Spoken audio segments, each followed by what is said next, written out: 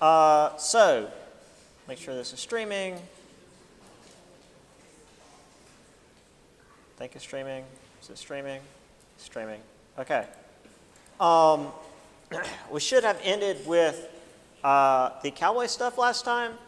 I read you guys a little bit out of the book where we had both the cowboy mythos with Buffalo Bill's Wild West, and then also the Diary of a Real Cowboy, where the days were long and largely rainy. The shortest entry, again, was we separated our cattle and moved 4 miles. Like, that was the entire day. And their trail is 1,500 miles. So it's a long, boring, grueling, just awful job. Not something you aspire to be. But of course, if you're a cowboy, you're still beholden to the whims of the economy. And when things went downhill for the cattle barons, the cowboys all lost their jobs too. So they just sort of had to wander and find odd jobs, which is kind of where the mythos came from, because they kind of would ply their trade out west, and a lot of them would make up stories about all the daring deeds they had done, and that's, again, where the Buffalo Bill's Wild West thing came from, of these battles with natives and heroic deeds and all of this. But mostly it was sitting around the campfire and driving cattle for hundreds of miles and just being very bored. So, in addition to the cowboys, another major group were the farmers. Again, as I mentioned last time, this chapter is going to be your major starting point for the default topic for your paper, which again isn't due until like March. I'll have to nail down a date. And again, the default topic is like, what was in your mind the major reason for folks heading west? We talked about like the railroads, the mining companies, and the mining. Another reason was the farming, and in particular the Homestead Act, which was a very specific reason for people heading west. Being passed by Lincoln's Republican-dominated Congress, people that wanted to head west were given 160 acres of land. I want to say at like very cheap prices. They weren't just like handed out the land, but the land was given to them on the basis of if they cultivated it. So the idea was the government wanted to civilize the West by parceling out the land and having citizens go out and take care of it, because it's a lot easier to just like send out millions of regular folk than to try to send the army out, which is a much smaller number, just a few 100,000 at this point, to try and like actually bushwhack everything. Still 160 acres, despite that being a lot of land. My family came into possession of about 100 acres of farmland outside of Timnarsville. That's a lot of land. But out west, it's not enough to survive in terms of farming, because Midwest, or just west of Mississippi, isn't really good farmland. However, following 1878, there was unusually wet weather, and also the modern technology of the day, steel-tip farming equipment, windmills, etc., made things seem easier than they would be. Again, back to my technology course, we mentioned the iron-tipped farming equipment, which was better than just the wood plows they had before. But wood and also iron were too porous for the gross, sticky, rough sod of the Midwest. We already saw that you could literally make houses out of the sod. So trying to actually plow that with a wooden plow or even iron, because iron is also rather porous, it would just get stuck in the sod. And then one dude decided, well, what if we had like the tip of the plow made out of steel? Because at that time, they were just starting to manufacture steel at a cheaper rate, or higher rate, cheaper cost. And that dude was John Deere, and that's how he made all his money, was literally steel-tip plows, not tractors. Tractors came much later. So, yeah, John Deere's money came from just putting a bit of steel on the end of a plow. So about a third of these folks came from Europe, a good 2 million by 1900. Railroad companies lured them over, not just with the railroads, but also with steamships that they had contracted out. So they would have advertisements all over Europe about, oh, well, if, we'll pay for your passage over to America, and then you can get on a train and go west, and the land's this fertile garden of wonder and blah, blah, blah. And so lots of folks headed west because these railroad companies had been given land by the government to run their railroads, and a lot of this land the railroads didn't actually have to use, so they sold the land that they had extra to settlers for extra money, because obviously. And then the people that would head out there would write letters back home telling them how great things were, because the weather was still going well for them, and more people would follow along. However, once the overly rainy years ended, the Midwest showed its true colors, which is to say harsh winters and droughts, because the Midwest sucks. And it was real rough there for a while. And we're not even to the Dust Bowl yet. Well, the Dust Bowl wasn't a naturally occurring event. It was due in large part to the industrialization of the Midwest by the farmers. We'll get there. I know I haven't shown you guys the sod houses yet. I'll show you guys the sod houses here in just a minute. Women also played a large part in the move west. And unlike the usual idea of just like whole families packing up in a covered wagon and just heading west, there were large numbers of single women that went west on their own to stake their claims. Such large numbers, in fact, that there was a push for partial women's suffrage in Kansas. I don't know exactly what that means. Maybe they had to be like landowners to be able to vote. The book just says partial women's suffrage and doesn't go into detail. So I guess that's that.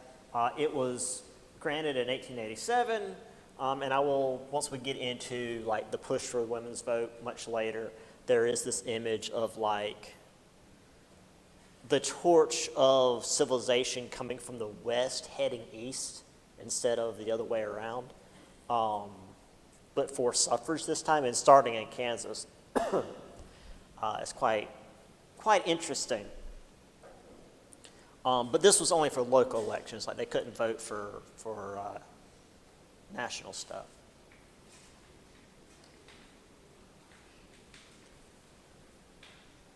Obviously, most of these settlers were farmers. again, as we saw previously, the easiest thing to do out west was to graze massive herds of cattle, but if you're packing up your life's belongings and heading west, you probably can't afford a massive herd of cattle. So you're going to farm with what little bit of land you've got, and you're going to concentrate on whatever crop sells the highest and whatever crop is easiest to grow. And at the time, wheat and corn were the big crop to grow. They're very easy to grow. Wheat and corn grow fast. They're grains, so they're very easy to store and ship. I mean, they're pretty good investments, honestly. However, because there were so many folks heading west and so many people setting up their farms and basically growing either wheat or corn,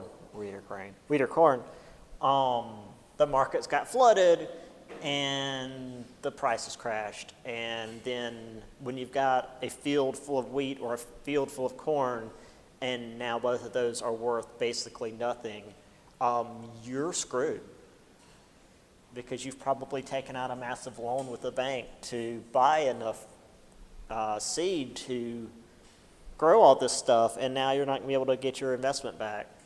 And you can't just like go through the field and pull it all up and grow something else.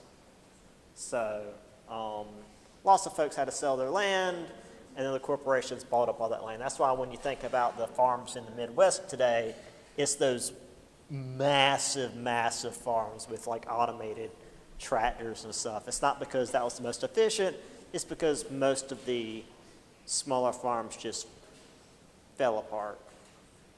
Because that's what the economy favors, is just consolidation. Here's the old wagon trains. Once again, if you've got parents like me and the only thing on TV anymore is Westerns, you might be familiar with wagon trains. I don't know, it's a relatively new thing for my folks. Here's an old sod house with a husband, wife, and two horrifying aliens standing out front. I don't know what's happening there. I mean, this one looks human. I don't know what is happening here. We are clearly not alone. But the house is built of sod. And sod is like just dirt and grass just compacted together. And I mean, you can build stuff out of it and it dries out and it makes a decent enough structure. I don't remember if I've got it as an image or if it's one in the book. And if it's one in the book, I'm going to be very sad. But I know there was an image somewhere of a family in Nebraska that had a sod house, but it was built into a hill, like into a hillside. And so so it's not flat like this. But as you can see, it's basically just grass. And there's a cow on the hillside grazing, which is also technically the roof of the house. And it looks really strange. But, for the cow, it's just the hillside. But for the people, it's the roof of their house. This is an image in the book. These are the Christman sisters. Lizzie Ludi, sorry Ludi, that's a terrible name. Jenny, Ruth, and excuse me, and Hattie. Hattie is a more common name back then. That one's not as weird as Lutie, L-U-T-I-E. Shown outside their sod house in 1886. They're among thousands of homesteaders who moved west, built homes that lay natural resources. The Great Plains had an abundant sod. Yeah, there weren't any like trees out in the Midwest. If you've ever gone across the Great Plains, it's just that. Like what you see back there, that's not trees. That's just like brush. There's nothing to build stuff out of in the West. It's pretty rough. The horses are fine because there's just stuff to eat. But man, nothing to construct things out of. No rocks, no wood. All right. Now normally I would see if you folks could guess what other groups we would be talking about going west. But this one kind of took me off guard. I guess I could say we're going to talk about Utah. Any guesses on who's in Utah? Yes. This is when the Mormons showed up. The Mormons came about in the mid-1800s. I got ahead of myself when I was talking about this group last time because I got them mixed up with Jehovah's Witnesses and the various groups that split off from the Millerites. That's a whole separate discussion, and it's very fascinating, but different group. This was the group led by Brigham Young, the full name Church of Jesus Christ of Latter-day Saints, found the golden tablets and read the thing, and Jesus came to America apparently, and the natives were a lost tribe of Israel, I think. I don't know, weird stuff. Also, extremely racist.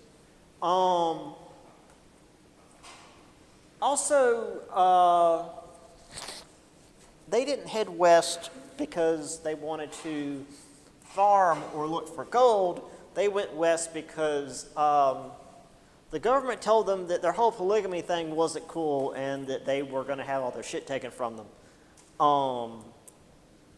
Because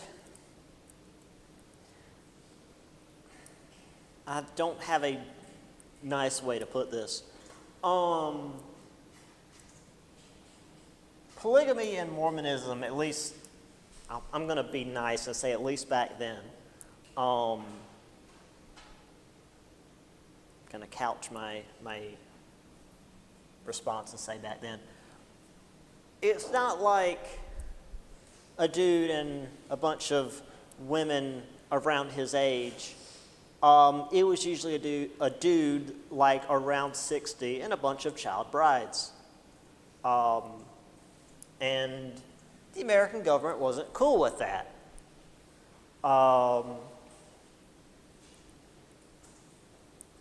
So yeah, the U.S. government didn't tolerate the whole polygamy thing.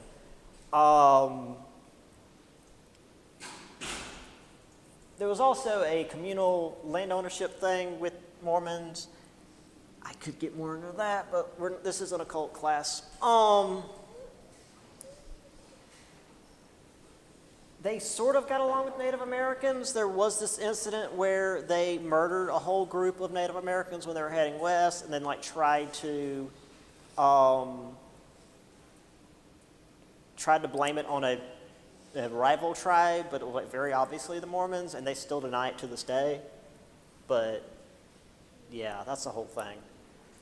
But for the most part, they try to get along and also convert them because that's just how religious groups tend to do to the natives. But hey, it's better than genocide, I guess. So Congress told them, hey, just because this is your religious practice doesn't mean you can violate the Constitution. Men who engaged in polygamy were disenfranchised, which meant they could not vote.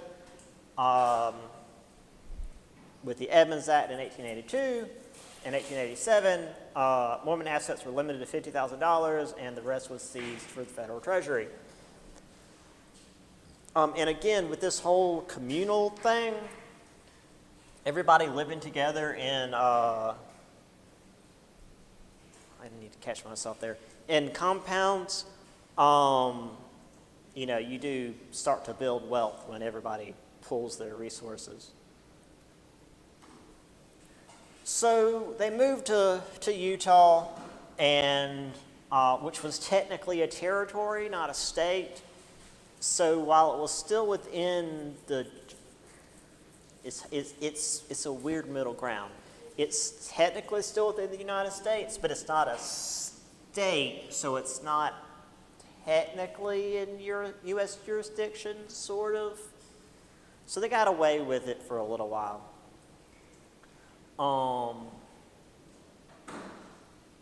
So in 1870, folks in Utah wanted to give women the right to vote, but the opponents were like, well, since polygamy is a thing, the men have already brainwashed their brides, and they're just going to vote with their husbands and just continue the practice of polygamy.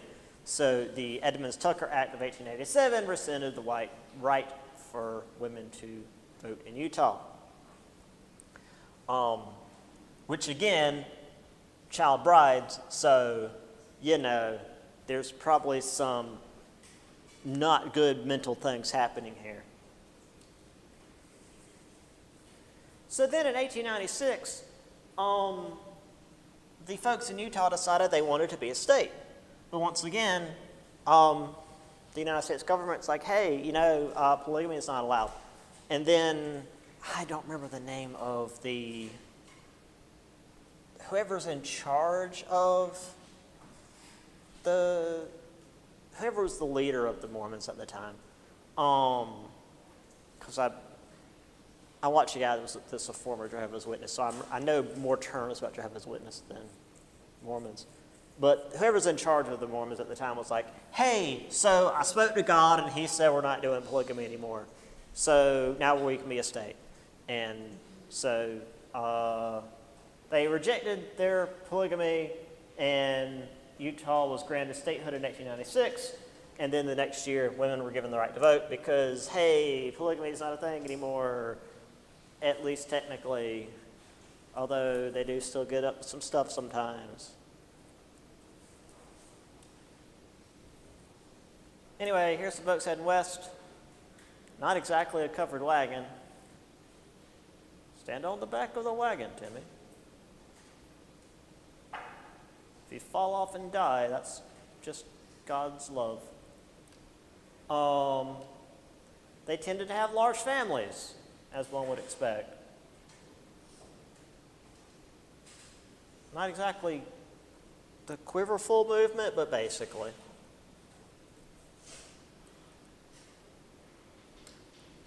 I really like this because it's kind of like, it's really this grasping at pearls, but it's also very funny. So polygamy, or the mysteries of Mormonism, being an expose on their secret rites and ceremonies. It sounds like there's some terrifying occult group with a full and authentic history of polygamy and the Mormon sect from its origin to the present time. Illustrated with nearly 100 fine engravings of life among the Mormons. And then it has a whole list of stuff. There's a few images here with subtitles. Only part of the Mormons' crop. Terrible. Jealousy, one too many wives. They each would sleep in separate bedrooms. They were called sister wives. It's a whole thing.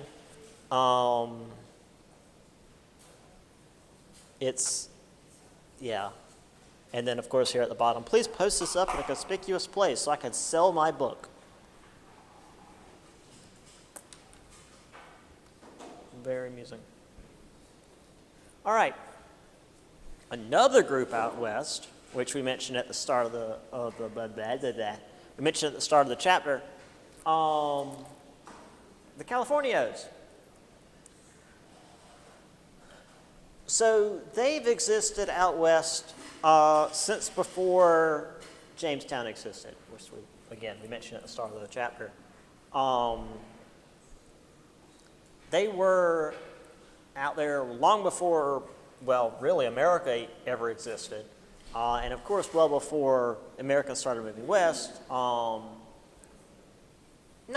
Obviously not before the Native Americans. The Native Americans have been there for thousands of years. But these folks have been, descended from the Spaniards and Mexicans. Sure, you've got the idea of, they're descended from the conquistadors. But the conquistadors have been long gone. these are just folks that have been left behind and have just been living there for hundreds of years. And then you've got America just heading west. And after 1848, the Treaty of Guadalupe Hidalgo, which ended the Mexican-American War, it gave what is now the American Southwest to the United States, except for like this little sliver at the bottom of New Mexico, I think. That doesn't matter. But you can't just be like, okay, everybody that was a Mexican citizen, you've all got to head back south because now America's here. They've lived there, again, for hundreds of years, for generations. So it's like, well, okay, they can be citizens and they can keep their property because they were here first. But obviously, land was taken from them through politicians, lawyers, foreign miners' taxes, and by 1900, 2/3 of the California's land was in the hands of the Anglo-Americans because, just tends to be how things go. Now, not all the Californios were going to just let this happen. There were groups that obviously fought back. Anglo cattle ranchers were forcing the Californios off their land near what will become New Vegas. Dang it, Las Vegas. Showed my hand. A number of them joined up with Juan Jose Herrera. They assembled a group known as Las Gorras Blancas, or the Whitecaps. And throughout 1889 and 1890, about 700 of these Whitecaps burned Anglo fences, barns, haystacks, homes, and railroad ties. Now, the latter probably didn't look very cool. Burning down a house or a haystack especially, or a barn full of hay, I'm sure was very impressive, especially at night. Burning a railroad tie is just a bit of wood between the tracks. Not really, I'm sure it didn't burn too well. But once a train comes by, then it's going to be impressive because those tracks are going to slide and that train's going to not be happy. Still, though, even this resistance wasn't enough to stop the influx of Anglo settlers, and the Spanish-speaking populace was further and further disenfranchised, which has continued to this day. But yeah, here's, I think that's Juan Jose Herrera and his brothers. They're in the middle. Fantastic 19th century mustache. And there we have Juana de Las Gorras Blancas. We have them, pulling down a fence there, which was also, again, not an especially explosive act, but it was not it was a very chaotic one because, hey, you pull down a fence and then you just let out people's cattle. That's a pain in the ass, considering, once again, that little farm we have. We've got cows, and they sometimes like to get out and just wander into Timmonsville. That's a pain. And we don't have, hundreds of cattle. We have like 12. They're a pain in the ass. So, yeah, I can see this being an issue. All right. We have one more group in the West that's being mistreated by the Americans. What's that group? Does anybody remember? We mentioned them at the very start of the chapter. talked about the natives, we talked about Mexican Americans, we talked about the Mormons, and miners and cowboys and farmers.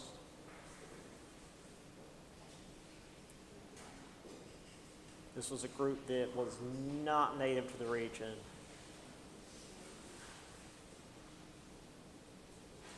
They came in large numbers to aid with construction. What's that? Yes, and specifically the Chinese. But yeah, technically. Now Japan was still pretty heavy on their migration at the moment. Now this was during the Opium War, so obviously there were a lot of folks getting out of China. Thanks, Britain. So there were lots of folks pouring out of China due to the chaos and economic collapse happening in that country, thanks to the two Opium Wars caused by Britain, the first in 1839 to 1842, and the second from 56 to 60, the second which Britain, France, Germany, Austria, Italy, and we were involved in. So I can't just say Britain. The first one was Britain. The second one everybody got involved in. Basically, China didn't want to trade with other countries. I mean, they did, but it was just like, you give us money for stuff. We don't want your crap because it's inferior. And then Britain literally pushed opium on them until it crashed their economy. And they got angry about it and burned a lot of it, and then Britain attacked them because Britain. So this resulted in bloody feuds, a decade-long peasant rebellion, which in itself killed like millions of people.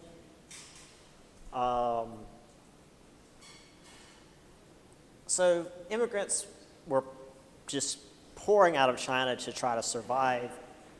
Folks heading to Australia, Hawaii, Latin America, and then eventually the U.S. I mentioned here people trying to survive. I'll actually use the quote from the book. One man recounted the hardships that drove him to immigrate. Sometimes we went hungry for days. My mother and I would go over the harvested rice fields the peasants. Let me try that again. My mother and I would go over the harvested rice fields of the peasants to pick the grains they dropped. We had only salt and water to eat with the rice. When you're going through a rice field hoping for scraps, you probably need to go somewhere else. You're in a bad place. So yeah, China was in really dire straits.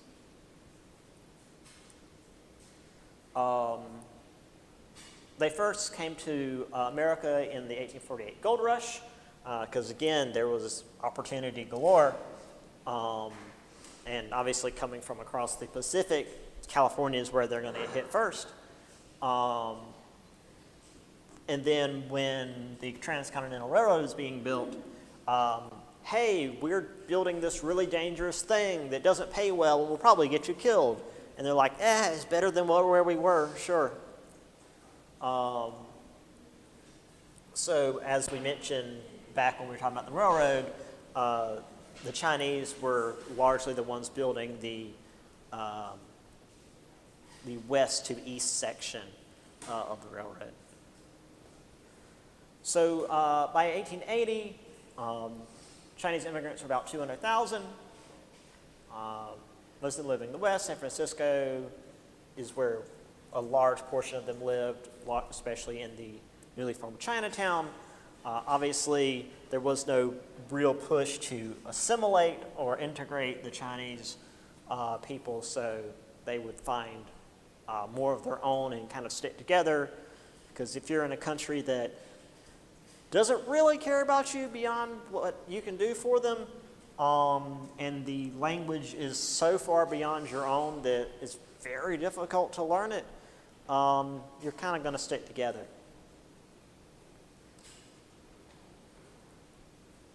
Of course, though, things were not all mining and railroads. Once the work dried up, and especially once the economy sunk, someone actually posted a thing recently. The 1800s, and we'll talk about this more in future chapters, it seems like every 10 to 15 years there was an economic slump in the 1800s. It's just all the time. I feel like the reason we didn't have that in the 1900s is because we had that war economy following World War II, and we just kind of stuck with that military-industrial complex, especially through the Cold War. And we just sort of pretended like that was the norm. But throughout the 1800s, like every few decades, the economy would slump and then go back up and then slump. So when it dropped in the 1870s, American citizens were like, oh, we need to blame somebody for it. We can't just pretend like the economy's weird and does stuff. We need to blame somebody. So let's blame the Chinese. They're racially inferior because they are willing to work for less. Sure, don't blame, the corporations that are paying them less or being willing to pay somebody so little for work. Yeah, that's fine. But, racism. So this anti-Chinese immigrant spread very, very quickly. And soon enough, it had political power. We had the Workmen's Party in California that wanted to restrict Chinese labor. Sure.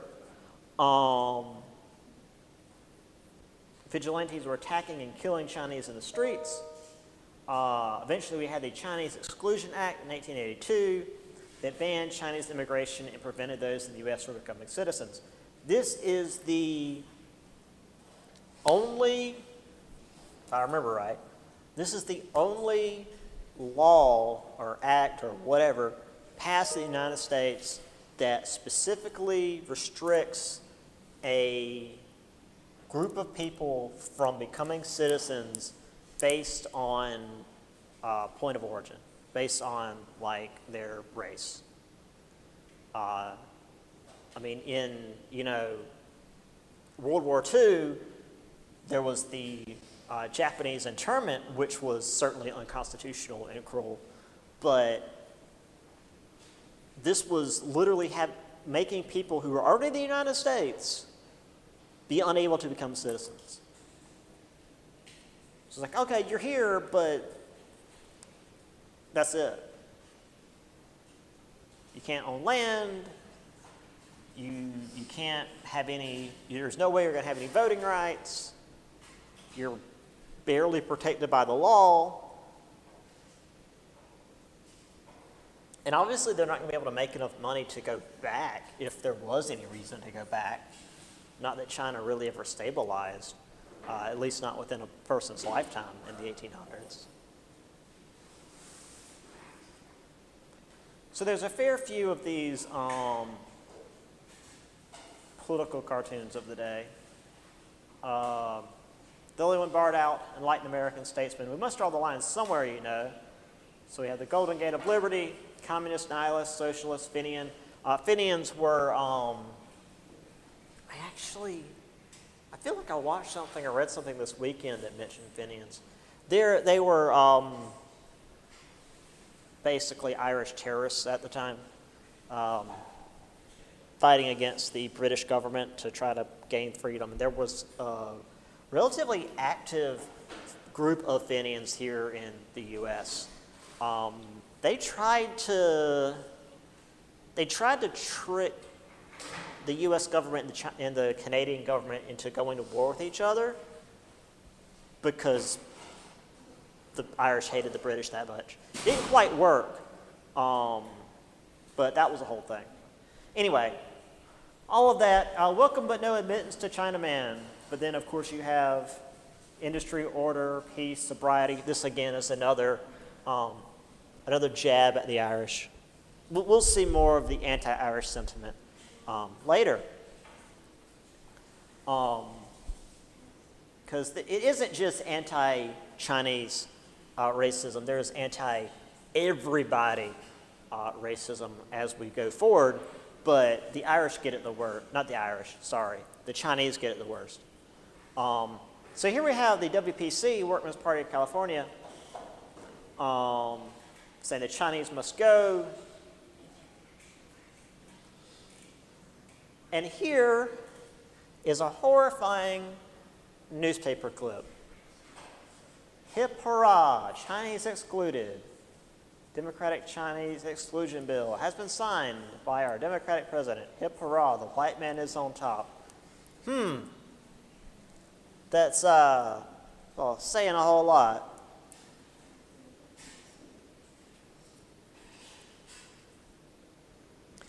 There's also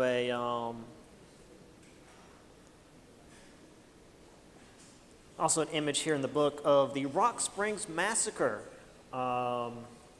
Mob of white coal miners killed at least 28 Chinese miners, injured 15, and burned 75 homes of Chinese residents. So again, oh no, these immigrants taking our jobs, let's murder them. So that's it for this chapter. We'll move on to the next one in just a moment. So as we said, you know, the West was seen as this place of individualism and determination, but the land was opened up with the federal government, not only, you know, the existing land, but also the military going out and doing lots of genocide and clearing out the bison, almost wiping them out, foreign investment from Europe, and then also just people working together, because you can't just go out and, you know, rough it on your own and live out in the wilderness. Humans aren't made for that. But there was plenty of opportunity for Anglo-Americans, but for everybody else, nearly the entirety of Native Americans, the land of the Californios, and the Chinese who were trying to partake in the American dream, were treated all very poorly. And also the Mormons, I guess, but that quickly turned around once they decided, oh, well, God said no more polygamy, so everything's fine now.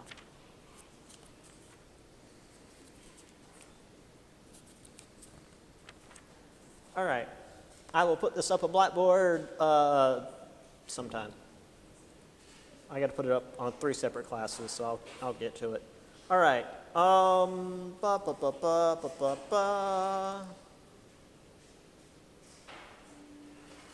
Anytime now. Thank you. Chapter 16. So, this is this actually going chronologically? Let me see. How far did the other one go?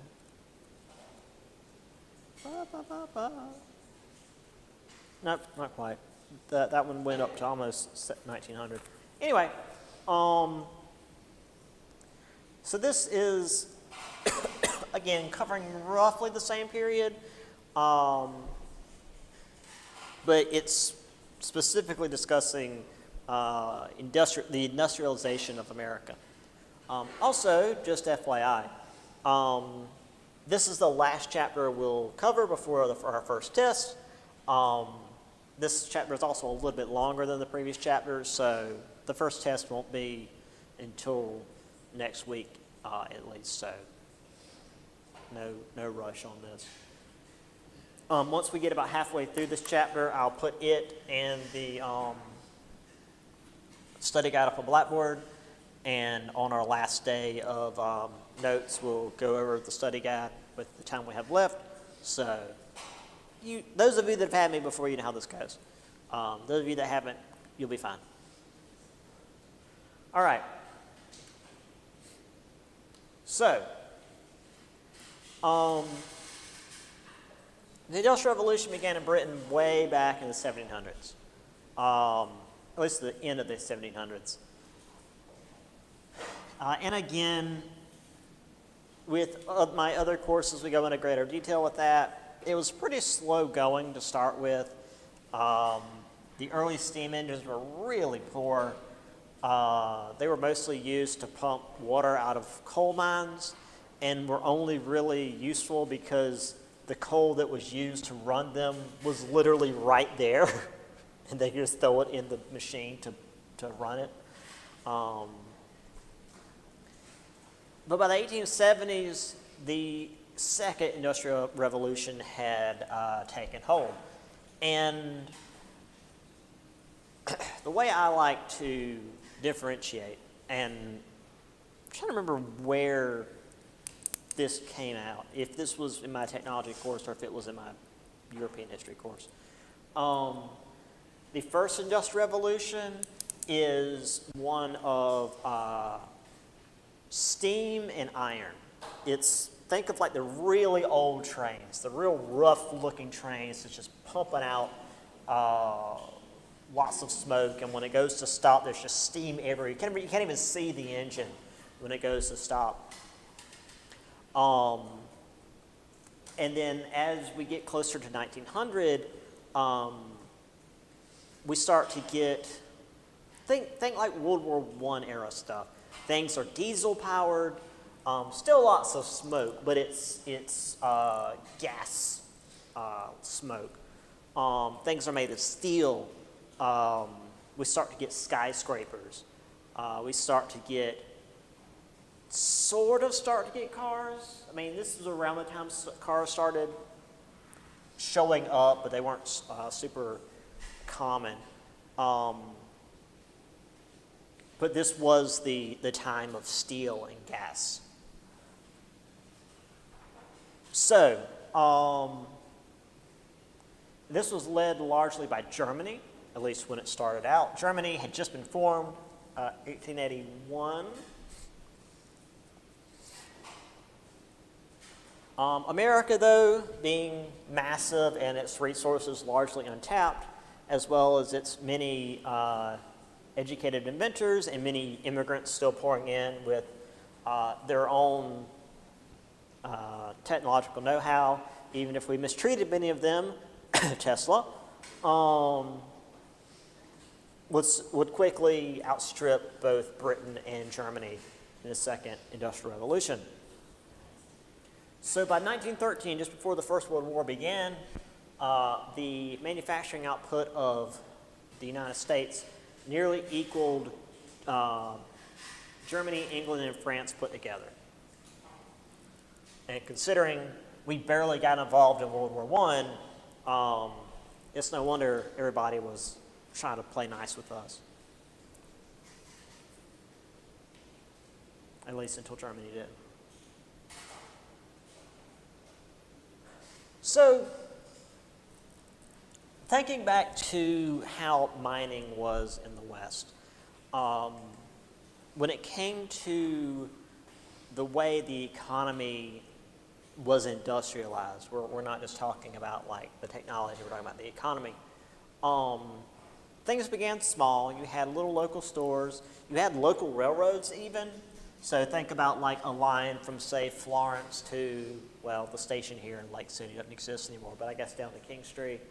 And like at one end you'd have a place that does raw resources, and at the other end you'd have a factory that uses those raw resources. And that'd be the entire line. Like it wouldn't go, well, like this line does from Miami to New York. And then eventually they'd be consolidated into larger and larger webs of interconnectivity. Railroads would start connecting into other railroads, which was difficult because each railroad line used its own gauge, which is the distance between the rails.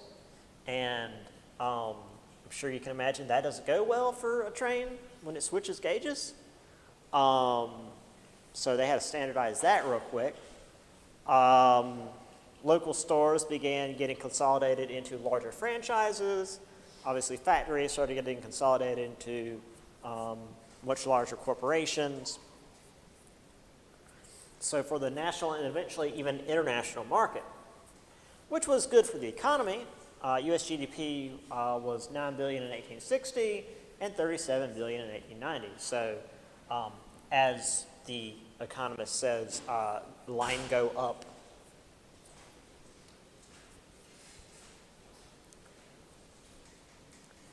And like with Europe, and especially England, because England is real flat and it's easy to run trains in England. English trains, like British rail, if you will, their trains are not very powerful. They don't have to be, because England's flat.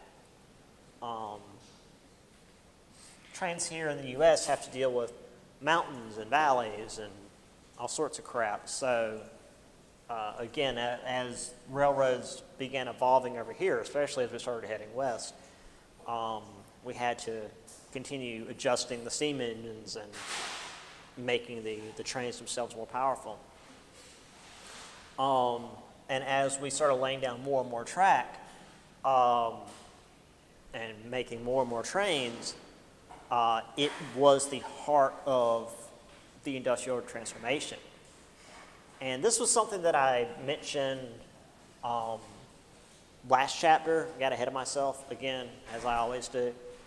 But this industry consumed lots of raw resources, which thus stimulated the industries that produced those resources. So it consumed steel, wood, coal, glass, rubber, brass, iron. So any industries that made or refined those things poured into the railroad industry. So the bigger the railroad industry got, the bigger those industries got off the back of that. And it mentions here, by the end of the 1800s, 90% of the steel produced in the U.S. was bought by railroad companies. Again, I don't really like 90% statistics, but I don't disbelieve it, because the 1800s were a period of excess, and especially some of the madmen back then. Yeah, I can see this. Absolute mad lads.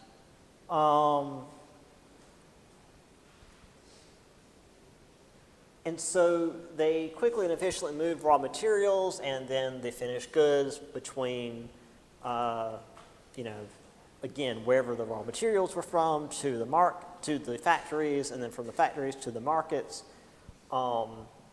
which A, meant that things could be more efficiently made, and B, the price for the end user was much greater. Was further reduced. So it again drastically improved the economy. For those of you that recall, this was much like what happened with the Erie Canal. Once the Erie Canal was finished, it absolutely bottomed out a lot of shipping prices due to how quickly it moved grain from the Midwest through to Manhattan, and then from Manhattan to the rest of the world. And this was that, but they didn't have to rely on a waterway.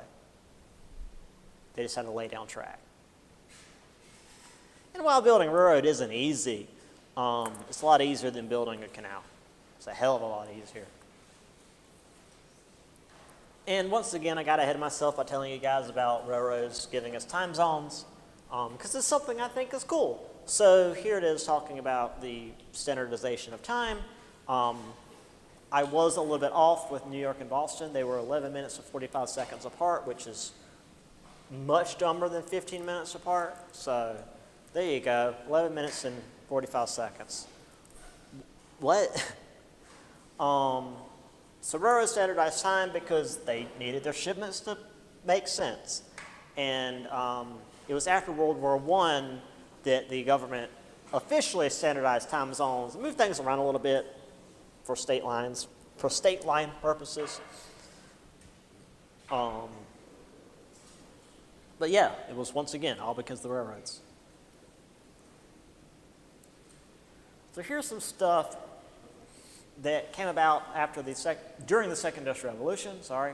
Railroads were expanded, factories had greater production, business tycoons made massive profits. Labor unions emerged. We'll talk about that. Probably not this chapter. Let me see. What's the next chapter called? Because it's about people. Workers and farmers and agent organization. Yeah. We'll talk about that in a later chapter. Electricity came about. Now, again, it's not like Edison invents the light bulb, which is big asterisk, that's that. It's not like the light bulb is invented in, say, 1871, and by 1872, everyone has electricity and light bulbs. No. Like, a big part of the, was the Tennessee Valley Authority during, what was it called? It was during the Great Depression. It was the thing that Roosevelt did. I forget what it's called. Whatever. The thing Roosevelt did to put people to work. That was like electrifying a big part of the Tennessee Valley. And there were folks in the Tennessee Valley in the 1930s that didn't have electricity yet. Like, this doesn't mean now everybody's got electricity and we're in the modern age. It's just like this exists now. Communications, we'll talk about that. Transportation, we already sort of mentioned that. Things suck for industrial workers. We're definitely going to talk about that, which again leads to this. New forms of business organization, we're also going to talk about that. Steel and oil industries, boy, are we going to talk about them. Speaking of difficult conditions for industrial workers, although this is more the first industrial revolution, 8-year-old kid, thereabouts, up on a machine with this rapidly spinning belt right beside him. You get caught in that, you're lucky if all you lose is an arm. Then you can't work. And for extra support, do it barefoot. It's great. Here is the meeting of the two railroads in Promontory Point, Utah. I actually should have had this like last chapter, but I don't know. Here it is. You good?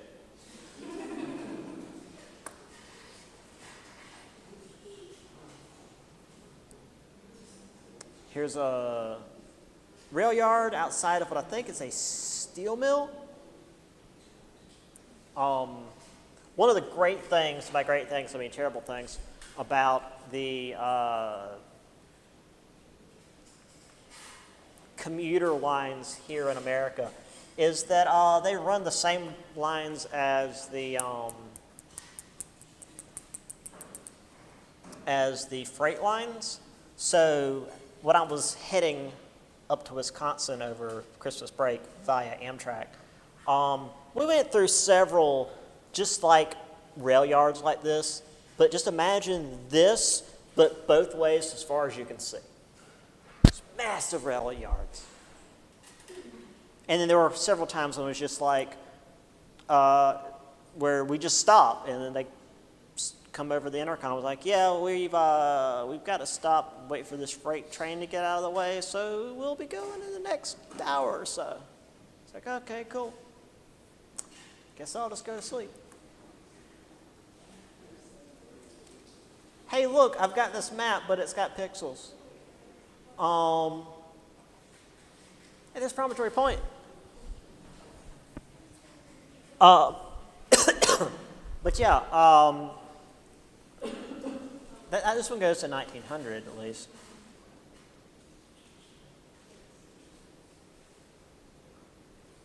All right, let's just go over this real quick, and then we can come back to it on Wednesday.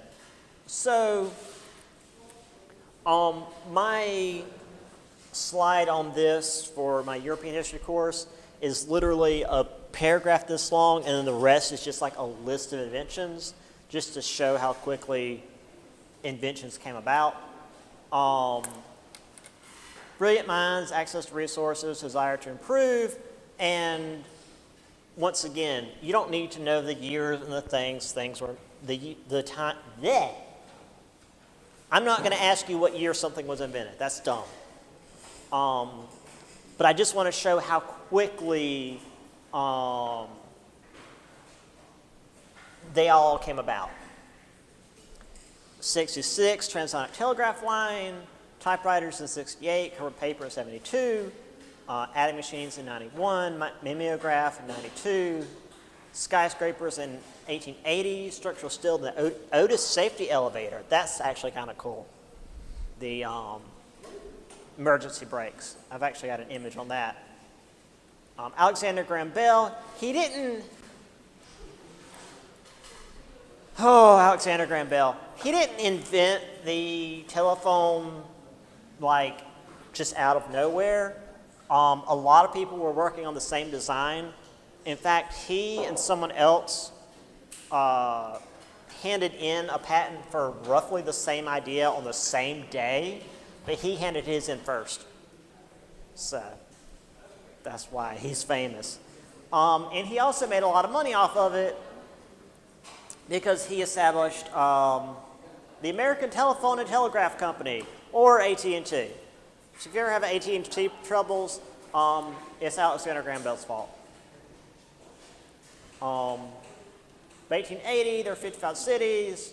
By 1900, 1.5 million telephones. So yeah, telephones spread very quickly because they were relatively simple technology-wise. Steel innovations, burning out impurities to make stronger, lighter steel. And then the oil industry came about in 1859, but it wasn't really being used in automobiles until about 1900. Gasoline was considered an undesirable byproduct. So just real quick, the telegraph line, I actually saw this one in Ireland when I was over there. It was kind of neat. There was just like this big thing up on one of the cliffs we were walking on. It's like, there's an underwater telegraph line. Do not dredge. It's like, oh, shit.